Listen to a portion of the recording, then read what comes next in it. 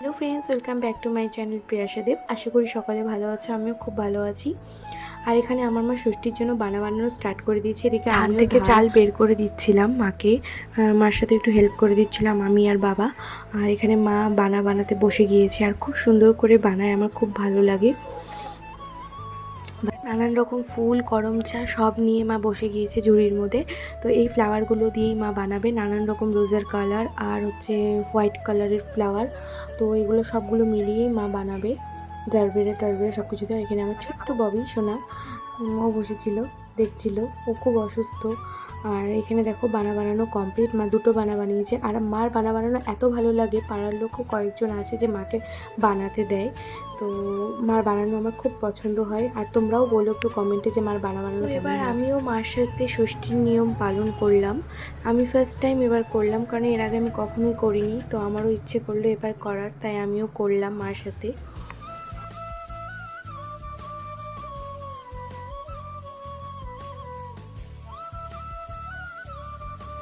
ষষ্ঠী করতে ছাদে চলে এসেছিলাম, আর সেখানে একটা ডাল বেছে নিয়েছি, সেখানে অনেকগুলো পাতা ছিল এবং যাদের নাম নিয়ে আমরা ষষ্ঠী করব তাদের নাম নিয়ে করে সেখানে ধান দুব্য দিয়ে সুতো দিয়ে বেঁধে দিয়েছিলাম।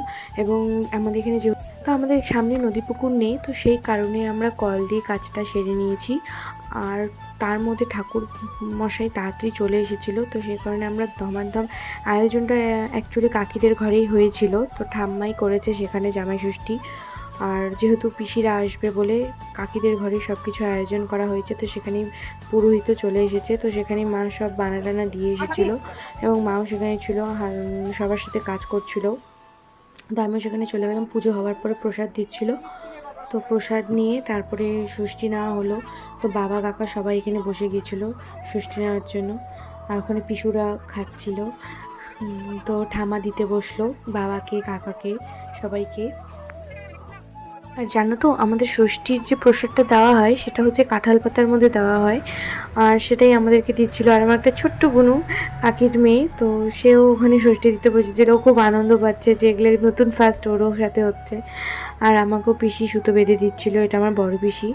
আর ষষ্ঠী আমাকেও সবাই মিলেই দিয়েছে, দুই পিসি, মা দিয়েছে। আর তোমরাও জানিও অবশ্যই যে তোমাদের ষষ্ঠীও কেমন কেটেছে ফ্যামিলির সাথে। আমার তো ভালোই কেটেছে, তোমাদেরও কেমন কেটেছে অবশ্যই কমেন্ট বক্সে জানিয়ে দিও। কি হয়তো ভাববে যে আমরা মামাবাড়ি কেন যাইনি, বা আমার মামাবাড়ি মামাবাড়ি নাকি, এটা আমার নিজের বাড়ি। আর আমার মামাবাড়ি যাওয়া হয়নি কারণ বাবার যাওয়া হয়নি, বিশেষ করে কারণ আমার দিদন এখন আর নেই। তো সেই কারণে ষষ্ঠীর উপলক্ষে আমার মামাবাড়িতে আমার যাওয়া হয়নি, আমাদের বিশেষ করে বাবার যাওয়া হয়নি। এত হাসাহাসির কারণ কাকির একটা ছোট্ট শঙ্খ আছে, যেটা বাজানো হয়, যেটা দিয়ে কাকি পুজো দেয়। তো ওটা আর পাওয়া যাচ্ছিল না, তো ছোট যেহেতু শঙ্খটা কোথায় রাখছে কারোর মনে পড়ছিল না, তো সেই কারণে হাসাহাসি হচ্ছিল। তো আর আমাকে পিসি ষষ্ঠী দিয়ে আম ধরিয়ে দিল। আম ধরানোতে আমার খুব হাসি পাচ্ছিল। আর ফল আমার তেমন ফেভারিট না, বাট ঠিক আছে। আর কাঁঠাল পাতায় আমাদের প্রসাদ দেয়, আসল ষষ্ঠীর প্রসাদ। তো এটা আমার ছোট পিসি, তিনিও আমার হাতে সুতো বেঁধে দিচ্ছিল, তিনিও আমাকে ষষ্ঠী দিয়েছে।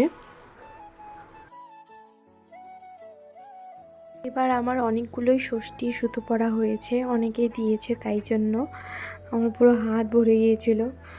আর পিসি দিচ্ছিল তখন আমাকে, আর তার সাথে আমাকে আবার হাতের মধ্যে দুটো লিচিও দিয়েছে।